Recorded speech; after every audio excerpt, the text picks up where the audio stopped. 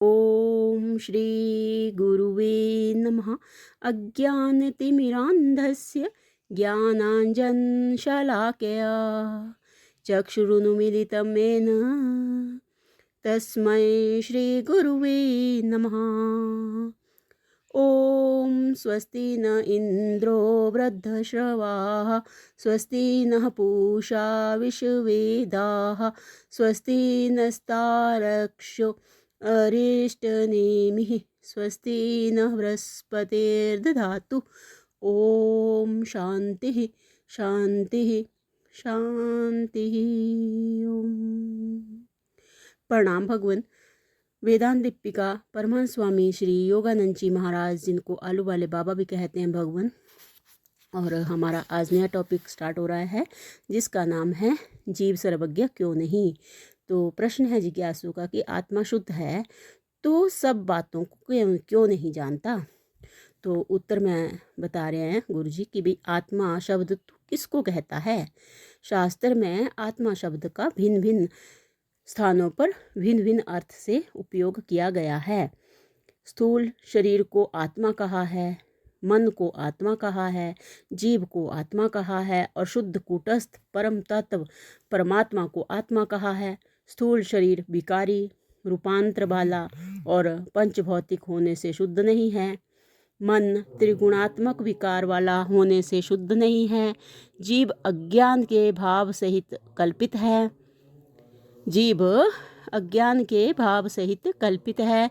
अब रहा कूटस्थ, वह व्यापक चैतन्य परमात्मा है और एक वही ही शुद्ध है।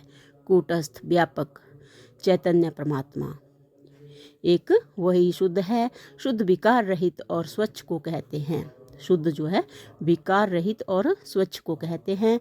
ऐसा शुद्ध आत्मा सब बातें भूत भविष्य ऊपर नीचे और सब जगत को क्यों नहीं जानता। ये प्रश्न यहाँ पे प्रश्न है भी क्यों नहीं जानता। तो स्वामी जी आगे बता रहे हैं कि यदि ऐसा तेरा प्रश्न हो तो श्रवण कर। ये प्रश्न यहाँ पे बनाया कि भी एक शुद्ध विकार रहित और स्वच्छ को कहते हैं। ऐसा शुद्ध आत्मा सब बातें भूत भविष्य ऊपर नीचे और सब जगत को क्यों नहीं जानता। शुद्ध आत्मा। तो स्वामी जी कह रहे हैं कि अगर ऐसा प्रश्न है तो फिर श्रवण कर। जो कुछ जानने को है वह सब माइक प्रपंच है। जो कुछ प्रपंच है वह वस्तुतः है नहीं। इससे एक अद्वैत तत्व में माया की भिन्न भिन्न वस्तुओं का ज्ञान नहीं है। अद्वैत तत्व में माया की भिन्न भिन्न वस्तुओं का ज्ञान नहीं है। ज्ञान जानने को कहते हैं। त्रिपुटी में जानना होता है। शुद्ध तत्व में त्रिपुटी है नहीं तो उसमें जानना किस प्रकार से बन सके। आत्मा ज्ञान गुण वाला नहीं है। आत्मा ज्ञान गुण वाला नहीं है परंतु ज्ञान स्वरूप है, अद्वैत है। गुण और गुणी का भेद होता है। आत्मा गुण और गुणी के भेद वाला नहीं है। वहाँ भेद नहीं होता, वहाँ भेद ज्ञान नहीं होता, वहाँ जगत नहीं है। वहाँ पृथक भाव से जानने वाला कौन होवे।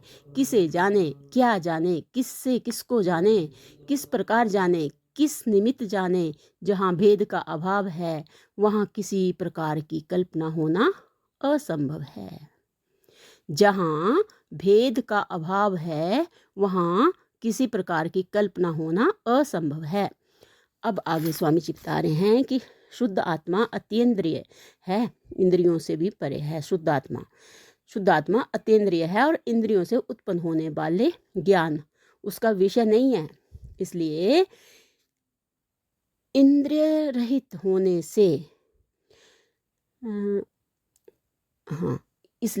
इंद्रिय रहित होने से इंद्रियों से होने वाले विविध प्रकार के प्रपंच ज्ञान को वह ग्रहण नहीं करता।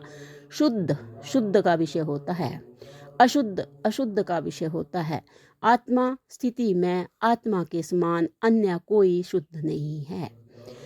जब धर्मी और प्रतियोगी का भेद होता है तभी भेद ज्ञान होता है। इससे बिना भेद ज्ञान नहीं हो सकता। इसलिए शुद्धात्मा में धर्मी और प्रतियोगी का अभाव होने से प्रपंच का ज्ञान नहीं होता। आगे भगवान बोल रहे हैं सब सब शब्द से तू जगत प्रपंच की विविधता को, ऐहिक और परलौकिक शब्दों को, भूत भविष्य और वर्तमान काल को, व्यवहित यानी कि आड़ वाले और अव्यवहित वाले मतलब आड़ रहित प्रपंच को कहता है। सबका ज्ञान अंतःकरण से होता है। स्वामी जी यहाँ पे कह रहे हैं कि सब शब्द से तो जगत प्रपंच की विविधता को, ऐहिक और परलौकिक सब पदार्थों को, भूत भविष्य और वर्तमान काल को, व्यहित आड़ वाले और अव्यहित जो है आड़ रहित प्रपंच को कहता है। सबका ज्ञान बोल रहे हैं अंतःकरण से होता है। अंतःकरण स्वयं जड़ होने से चैतन्य के आभास से प्रपंच को जानता है। बहुत ही सुंदर लाइन है कि अंतःकरण स्वयं जड़ होने से चैतन्य के आभास से प्रपंच को जानता है। वह परिच्छिन्न और रूपांतर वाला है। अंतःकरण जो है परिच्छिन्न और रूपांतर वाला है। उससे जो कुछ जाना जाता है वह अल्प है, वही प्रपंच है। प्रपंच को जानने वाला प्रपंच का अंतःकरण है। जिसमें जितना सामर्थ्य है वह उतना ही जान सकता है।